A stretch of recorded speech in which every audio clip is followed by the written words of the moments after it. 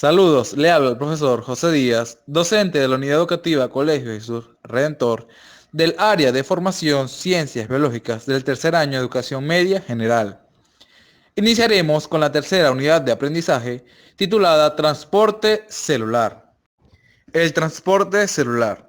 Durante esta tercera unidad de aprendizaje veremos lo que son las disoluciones, la célula y el medio extracelular, la membrana y su permeabilidad y por último el transporte celular. La membrana celular separa dos medios acuosos. Por un lado, el espacio intracelular, donde se encuentran los organelos celulares, nadando en el citoplasma, y por el otro lado, el espacio extracelular. Disueltas o suspendidas en ambos medios se encuentra una gran cantidad de sustancias, muchas de las cuales requieren pasar de un lado a otro de la membrana celular, según las necesidades de la propia célula. Las disoluciones. Si colocamos un poco de azúcar o de sal en un vaso de agua, al cabo de cierto tiempo, el azúcar o la sal se habrán distribuido homogéneamente por todo el vaso. Entonces se ha hecho una disolución. En este caso, el azúcar o la sal constituye el soluto y el agua constituye el solvente. Si el tamaño del soluto no es suficientemente pequeño, entonces se formará una disolución. En este caso, se puede formar una dispersión.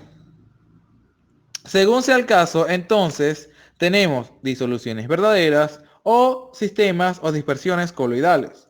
Disoluciones verdaderas son aquellas en las cuales uno o más solutos están disueltos homogéneamente en el solvente. En cambio, los sistemas o dispersiones coloidales son aquellas en las cuales uno o más sustancias están dispersas en otra sustancia o medio dispersante. Para poder sobrevivir, las células deben tomar nutrientes y eliminar desechos a través de la membrana celular. La forma en que las sustancias pasan de un lado a otro de la membrana es variada, ya que se realiza siguiendo distintos procesos entre los cuales tenemos difusión, ósmosis, transporte activo, transporte pasivo, exocitosis y endocitosis. Las membranas y su permeabilidad. Una membrana es una especie de lámina delgada y flexible que puede ser artificial como el celofán o de origen biológico como lo es la membrana plasmática, la cual permite la separación de dos medios que, de no estar separados por dicha membrana, entrarían en contacto directo, por lo cual no podrían mantener su individualidad. Por esta flexibilidad, la membrana plasmática permite el movimiento y las deformaciones celulares. Una importante característica que presentan las membranas es su capacidad de poder ser atravesadas por algunas sustancias, pero no por otras. Esta capacidad que depende de su porosidad, es decir, por el tamaño de sus poros. A esto se le conoce como permeabilidad selectiva. Las membranas biológicas incluyen la membrana plasmática, que separa el líquido intracelular o citoplasma del líquido extracelular, y el conjunto de membranas internas que separan los medios de los distintos organelos intracelulares del citoplasma. Lo mismo que las membranas artificiales, las membranas biológicas presentan permeabilidad selectiva, lo cual le permite a la célula regular de algún modo la entrada y salida de sustancias. Las células especializadas en absorber grandes cantidades de moléculas aumentan su superficie de transporte mediante invaginaciones o microvillosidades. Transporte celular. El transporte celular se divide en movimiento de partículas pequeñas y movimiento de partículas grandes. Movimiento de partículas pequeñas. Una sustancia cualquiera puede moverse o ser transportada de un lado a otro si una fuerza incide sobre ella. Este movimiento de partículas pequeñas a su vez se subdivide en transporte pasivo celular y transporte activo celular.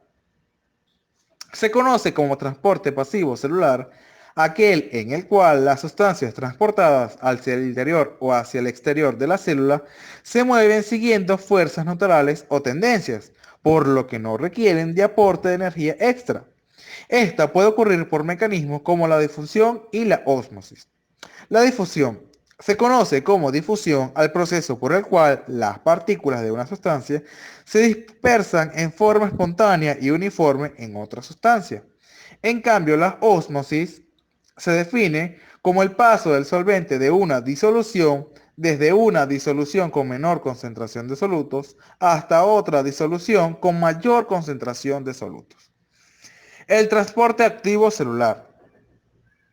Se conoce como transporte activo aquel en el cual las sustancias transportadas hacia el interior o hacia el exterior de la célula se mueven en contra de las tendencias o fuerzas naturales, por lo que la célula requiere de energía extra para que el transporte se realice. En este transporte activo se distinguen dos tipos, el transporte activo primario y el transporte activo secundario. El transporte activo primario es realizado por las llamadas bombas transportadoras, las cuales mueven sustancias en contra de sus gradientes de concentración y también de potenciales eléctricos, con energía proveniente de la hidrólisis del adenosín trifosfato, conocido como ATP.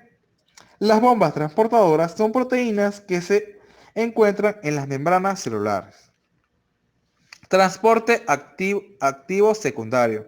Este se subdivide a su vez en mecanismos de cotransporte y mecanismos de cotransporte. Mecanismos de cotransporte. Se trata de mecanismos que mueven sustancias, incluso en contra de sus fuerzas naturales, las cuales atraviesan la membrana celular acompañando a otra sustancia, la cual se mueve pasivamente, gracias a la acción de una bomba que mantiene su gradiente químico a través de la membrana celular. Mecanismo de cotransporte. Al igual que los anteriores, también se trata de mecanismos que mueven sustancias, incluso de sus fuerzas naturales, aprovechando el movimiento pasivo de otra sustancia, cuyo gradiente a través de la membrana celular es mantenida por medio de una bomba. A diferencia del anterior, en este caso las dos sustancias se mueven en sentido contrario. Movimiento de partículas grandes.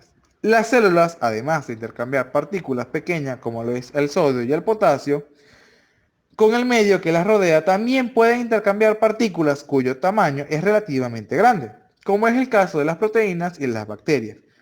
Cuando el proceso es de captación, se habla de endocitosis. En cambio, cuando el proceso es de secreción, se habla de exocitosis. La endocitosis, proceso por el cual la célula capta partículas del medio extracelular. Consiste en la producción de invaginaciones de la membrana plasmática, es decir, en el doblez hacia adentro que sufre la parte de la membrana en contacto con la partícula. Dentro de la endocitosis se encuentra la fagocitosis y la pinocitosis. La exocitosis, proceso inverso al de la endocitosis, que consiste en la expulsión por parte de la célula de partículas de gran tamaño como algunas hormonas y proteínas que van a pasar al plasma sanguíneo. El proceso ocurre de la siguiente manera. Estas partículas que van a ser expulsadas son incluidas en vesículas intracelulares.